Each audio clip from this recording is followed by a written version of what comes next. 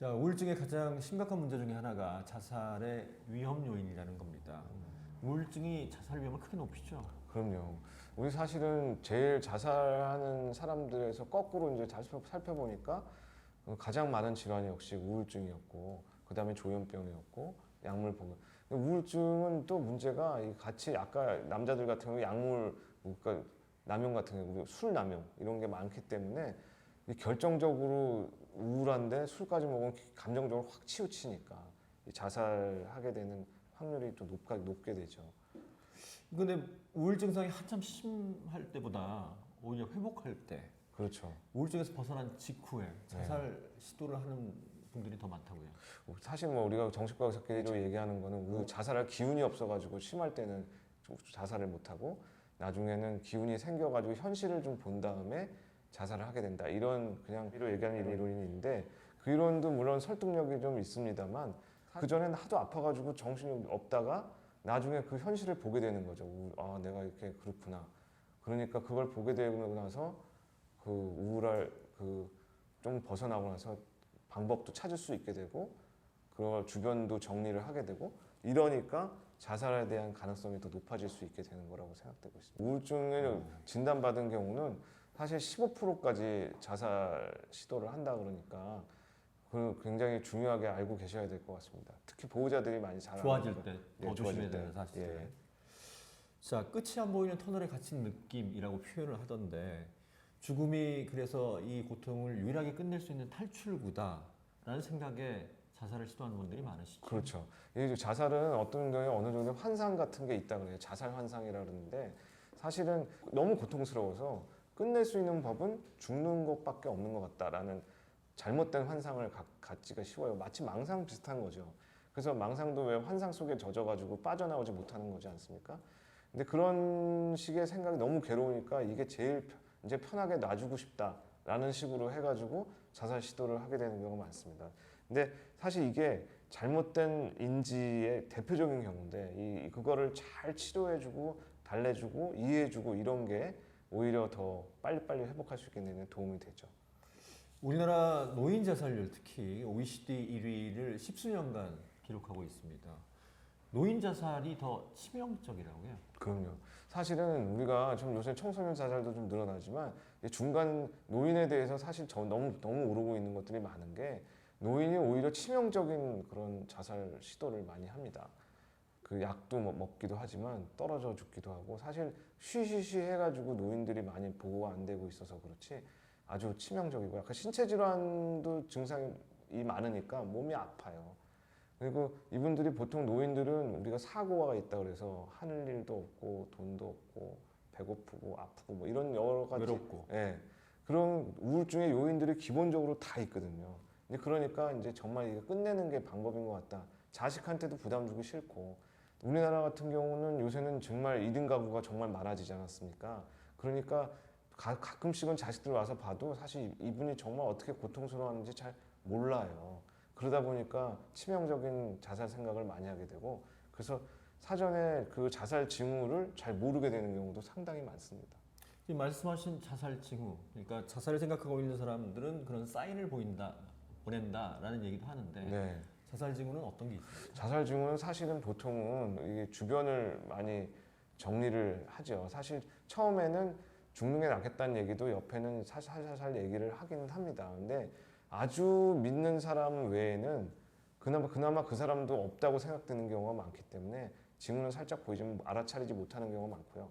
두 번째는 자기 주변 정리를 하기 시작합니다. 자기 물건을 누구한테 아끼던 물건을 준다든지 아니면 괜히 가가지고 찾아와서 고마웠다고 얘기한다든지 나 많이 좋아졌어요 이런 식으로 얘기를 하면서 그래서 웃는데 진짜 기뻐서 웃는 얼굴이라기보다는 약간은 좀 이거 뭔가 달관한 사람 같은 그런 이상한 웃음을 짓는다든지 뭐 이런 것들이 있어가지고 그 징후를 남깁니다. 그 다음에 집에 가보면 뭐 유서도 써놓은 경우도 있고 그래서 유서를 써놓은 경우를 굉장히 중요하게 생각을 해야 된다고 그럽니다. 왜냐하면 이건 실제로 그럴 경우가 많기 때문에 또 치명적인 도구를 모아놓는 경우도 굉장히 많아요. 약을 모아놓고 아니면은 자기 이렇게 목을 맨다 치마 하여튼 그런 걸 사놓은 경우도 많고 그래가지고 그게 그런 물건들이나 그런 유서나 뭐 그런 주변의 정리 같은 것이 발견되면 아 이건 정말 자살을 할 가능성이 높구나라고 인지를 해야 되는 경우가 많습니다. 특히 남자 같은 경우, 남자들 같은 경우 이런 표현들을 잘 못하거든요. 여자들은 자살 시도는 해도 실제로 죽는 경우는 그렇게 뭐 막 저 남자보다는 적지만 남자들은 시도를 하게 되면 아주 그 치명적인 방법을 동원하는 경우가 많기 때문에 그분들이 이런 징후를 보인다 그러면 바로 아 정말 이건 자살 가능성이 높다고 판단하고 그렇게 해줘야 되고 우울증을 앓은 사람들 같은 경우 주변 사람들이 혼자 사는 경우 가족 같은 경우는 자주 방문해서 자꾸 들어주고 아까 얘기한 그런 방법들을 얘기하는 거 중요하겠습니다. 우울증은 여성이 좀 더 많죠. 예, 우울증은 여성이 25%, 근데 네. 남성이 자살은 더 많이 한다고요. 자살 그렇죠. 자살 성공은 자살이 많습니다. 그러니까 남성은 아까 얘기한 대로 이 남성의 우울증이 제일 문제 중 하나예요. 남성은 자기가 우울증이라고 인정도 안 하고요. 그 다음에 우울하다고 얘기도 안 합니다. 그리고 딴 쪽으로 빠져들고 자기 차라리 죽는 게 낫겠다 해서 아주 페이탈한 방법을 쓰기 때문에 조심해야 됩니다. 이혼한 사람들 중에 여자들은 더 잘 사는 사람도 많아요. 근데 남자들은 이혼하면은 혼자서 밥도 안 해 먹고 뭐 그냥 완전히 그냥 쓰레기같이 살다가 그렇게 자살 시도하는 경우도 있거든요. 남자들이 사실 이제 저희 남자들은 정신 건강에 굉장히 좀 중요하게 좀 생각해야 될 때가 됐습니다.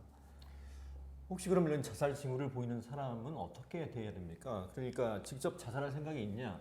예. 라고 물어봐야 되나요? 그거 직접 사실은 뭐 그렇다고 이제 대답은 잘 해주진 않지만은 사실은 직접적으로 물어보라고 얘기를 하기는 합니다. 교과서에는 그렇게 네. 나오잖아요. 예.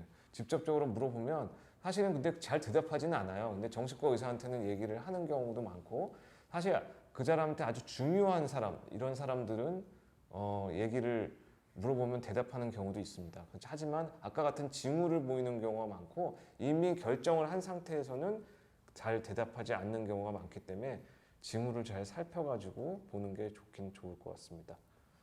자, 자살 막는 게 상당히 사회적으로도 중요하고 또 가족 한 분이 자살로 생을 마감하면 그 상처가 너무 크잖아요. 아 그렇죠. 사실은 우리가 옛날에는 자살에 대해서 그냥 가족들이 상처가 깊겠다 뭐 이렇게만 얘기를 했는데 그거는 요새는 자살 생존자라 그래가지고 가족 중에 하나가 자살을 하면 그 옆에 있는 사람도 자살하게 될 확률이 높고 우울해질 확률이 높기 때문에 거기서 생존을 했다 그래서 자살 생존자라는 말까지 하고 있습니다. 사실 자살 생존자들은 유전적으로 같이 뭐든 생물학적인 것들을 우리가 공통적으로 갖고 있을 뿐만 아니라 이런 정서적 충격을 너무 깊게 받기 때문에 이 충격에서 벗어나지 못하는 경우가 상당히 많거든요.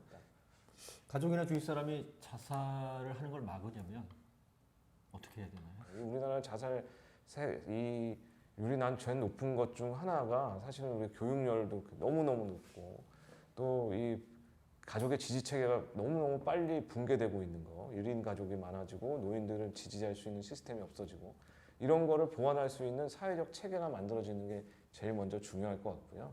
두 번째는 병원, 정신과 병원에 대한 방문율 같은 것들이 아직도 뭐 높아졌다고 하지만 아직도 많이 낮고 아직 정신 건강 우리 프로페셔널들이 아직도 OECD 국가에 비해서는 적습니다. 이런 것들을 잘 이렇게 같이 엮어가지고 자살 예방하는 어떤 운동들을 많이 해야 되고요. 무조건 보호자들의 책임을 지우기보다는 이 자살에 관련돼 있는 그런 리스크를 잘 설명하고 그분들이 이런 지지 체계로 끌고 나올 수 있도록 도와주고 교육해주고 이런 것도 굉장히 중요하다고 생각합니다. 자, 분당차병원 정신건강학과의 이상혁 교수와 우울증에 대해서 자세히 알아봤습니다. 자, 말씀 잘 들었습니다. 네, 감사합니다.